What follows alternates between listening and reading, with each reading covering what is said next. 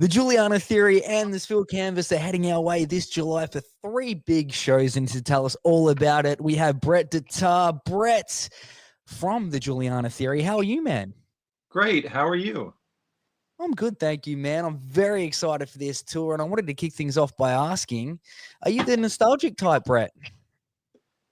I want to think that I'm not, but I'm pretty sure that I am. Yeah, pretty sure I am. Yeah, I think I very much am as well. Can you believe that The Emotion Is Dead is turning 25 years this August? That's crazy. It honestly, it is very crazy. It's hard to believe. Yeah, man. And I wanted to know, like, what were you doing back then in the year 2000? Did you get into the whole Y2K kind of thing? Do you remember the events around leading up to the album and the recording process? Oh, I tell you, we had a running joke about Y2K with the band. As it was like, as 1999 was ending, we carried around this little briefcase, and it was this tiny little briefcase, and we got those stick-on letters that's Y2K, and we carried it with us everywhere, and we said that it was our supplies of everything that we would need for Y2K, and it had a pack of cigarettes, some guitar strings, some drumsticks, and I think like one other thing, and we were like, we're ready for Y2K. So we were always joking around about that at that moment. But yeah, I mean, life was.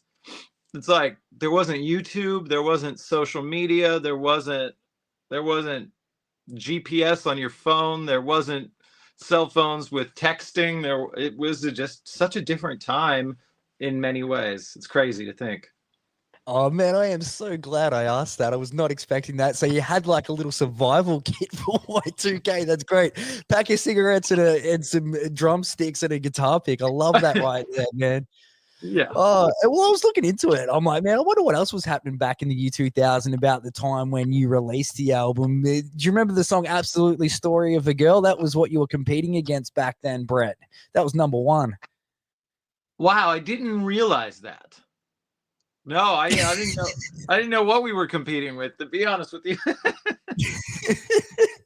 Yeah, and the movie Hollow Man, do you remember that? That was big. That was number one the week that your album came out. Wow, I do sort of remember that. Yes, yes. Yeah, there you go. All right, man. Well, you guys just switching things up to a more serious note here. You just released the video for Constellation. I thought that was really cool that you did that so many years on. Do you have any more plans to do anything like that, Brett? It was cool how that came together. Because we did a tour for our first record, Understand This Is a Dream, um, the end of last year, and we were having there was lots of fan footage we were receiving, and we had cameras set up at times, and we were just shooting footage, and our guitar player Eric is like an amazing editor, and we had realized, like, you know what, we never made any videos for our first record. We actually never made any videos for Emotion Is Dead either, but we didn't make any videos, and I thought, it might be cool to like make a video based on this footage from this tour. And I kind of suggested to him maybe we do the song DJ, or which is like 3 minutes long, or I was like maybe Constellation, and he was like, I kind of think it should be Constellation, but I don't want to really say that because it's a 6.5 minute song, so it's Yeah. gonna need way more work and way more footage. But he ended up taking all kinds of like archival footage that he found and we found and had saved from like back when we originally toured that record, and then combined it, and just the way that he put it was just like a time capsule that he had, like, showed like Josh and I young, and then showed us now, and it was just really cool to see. So I wouldn't be surprised if we do something like that again, just because it was just cool to do, I think. Yeah, fingers crossed that you do, because yeah, like you were just saying, man, it was like a time capsule. You look at it and it kind of feels like, apart from splitting to how you look now, it kind of feels like it could have come out back then. Yeah, I agree. Now, Brett, man, I am very excited for the tour. I cannot wait for it. But I got to tell you, when I was looking into you more, I almost fell over when I found out that you were the music composer behind Orphan First Kill. That just blew my mind, because I've seen the movie and you're involved in a bunch more. Can you tell me how this even came about? Yeah. Well, okay. So basically, in believe the year was 2009. I became really good friends with a director I moved to LA, and one of my first friends, I became friends with this director named William Brent Bell. And he ended up becoming one of my best friends. And he had just done his first feature that he wrote and directed, and it was called Stay Alive.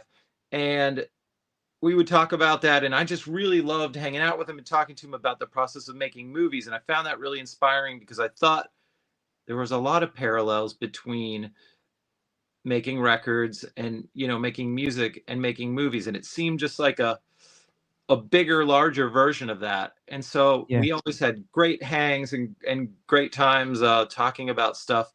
And he, I don't know, it was maybe a year after we were friends, 2 years after, he was like, "Hey, I'm doing this movie. It's a really small budget. No one's gonna see it, and it doesn't need much music in it. I want you to score the movie." And I was like, "I don't know how to score a movie." And I basically just kept saying no. And I kept telling him that I don't want to do it because I'm going to ruin his movie, and I don't, whatever, I don't know how to do it. And it took a while, but he basically convinced me. And I had a friend who had done one feature before that, and I asked him if he would help and be involved with it. And you know, it didn't need much music, like he said, but it was funny because Brent was like, "Yeah, nobody's going to see this movie. There's no pressure. The budget for the whole movie is $100,000. It's not a big deal." And so, of course, the movie comes out. It's number one at the box office in like almost every country.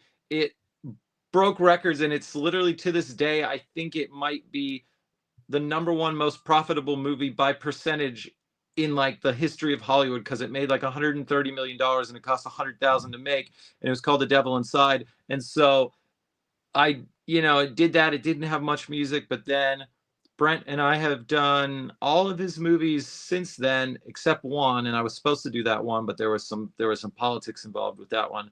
But yeah, it's just slowly fake it till you make it, just trying to figure out what I'm doing and trying to figure out how to do it. And he's been a very great mentor in the sense of like, you know, teaching me about filmmaking, and he has a great like understanding of music and how music and film should go together. So we just it's just become a thing that I do. Yeah. Oh man, the devil inside. I absolutely love that there, Brett. And how do you even go about this? And sorry to break topic here a little bit on the Oh, tour, great. but how do you even go about scoring a movie like that? Are you watching the movie first? Are they looking for direction in how it should sound, or like what do you do? Just get together and like I don't even know. Like it's crazy.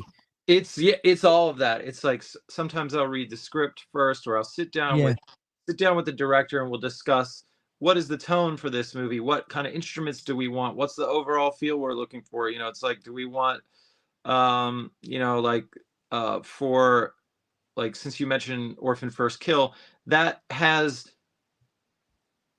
more tongue-in-cheek moments in it than a lot of more Yeah. like traditional horror stuff. So we had to figure out, how do you bring in elements of a little bit of comedy but without it being over the top. And so you're just figuring out your language, your writing to picture, you're writing to specifically to what's on screen. But I'm also, a lot of times I will just try to write things that overall fit the movie in general, or what we think we want, and then we'll edit that to picture as well. So it's just really a collaborative. It's very collaborative. And it at times it's like being in a band, and at times Yeah. it's not like being in a band, I guess. Well, do you have any more in the works? This is super interesting. I really appreciate you talking about it. Yeah, we have a couple things that I can't really talk about yet that aren't announced, but there are definitely multiple there's multiple other films in the works, or stuff that I've also been doing. So yeah, there's stuff coming for sure. Oh, definitely a case of watch this space. Yeah, I only found this out last night. I'm like, well, this is crazy. Like, listen to the band for years and just never that much to know that you're involved in the movie side of things. And I thought Orphan First Kill was like a very sort of, yeah, like you were saying, there's those cheeky moments in there as well. And I'm like, I need to go back and watch it now that I know this. And you know what else is really funny about that too is there's the Juliana Theory song "Top of the World" is in that movie, and I had absolutely nothing to do with that, because I would never suggest to put my band's song in a movie that I'm scoring. That just seems like totally like Yeah. over the top. But it was, I guess at some point we realized the editor, his name's Josh Ethier, who edited that film. He and somehow he put two and two together, and he told the director, he was like, "Oh, I used to listen to the Juliana Theory, and Brett's doing this music. Like, it would be really cool if we put a Juliana Theory song in this party scene."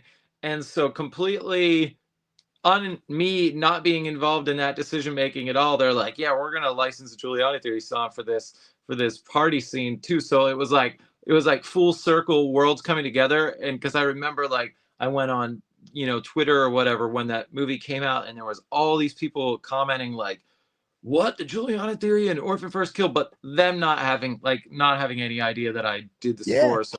So it is funny how those worlds all come together in a way. Yeah, all collide. And hats off to you, because I think I'd be the opposite in your situation. I'd be like, please put the Juliana Theory on the soundtrack.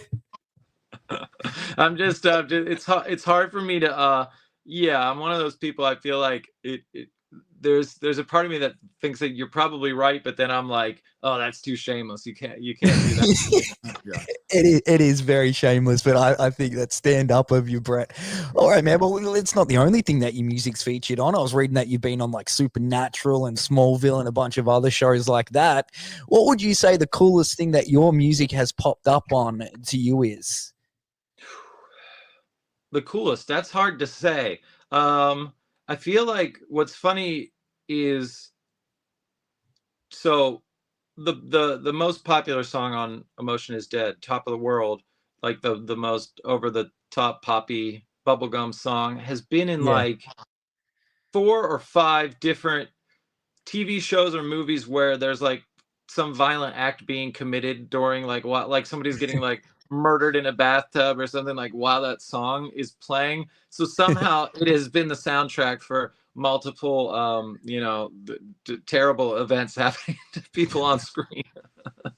The universe just has to provide balance. You give like the happiest song of all time, and so the universe is like, all right, well, we're gonna make sure that we put this in some brutal murder in Supernatural or whatever. Yeah, oh, I love that right there. All right, man. Well, you obviously have got like a lot on your plate. The Juliana Theory coming out here later on this year. You're involved in a bunch of movies, but I wanted to know what do you get into outside of music and movies? Not much. It's like me. Not like, really, that's pretty much, for the most part, the majority of my life. Like, try to hang out a little bit and have a little bit of a life, but that's mostly what I do, to be honest. Yeah, that's fair. That's fair. All right, man. I want to grab a recommendation before I let you go. Something that you featured in, the Juliana Theories featured in, or just something off key. What's something, a movie that you've checked out, or something like that you'd recommend to people checking this out?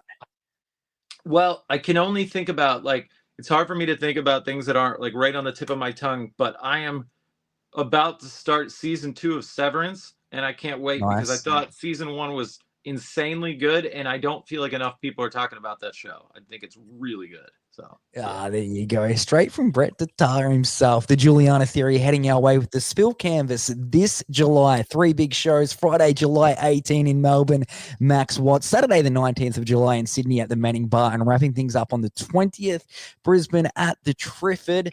You can grab those tickets through the phoenix.au. Brett, super appreciate you taking time out, man. Thank you so much. Appreciate it, man.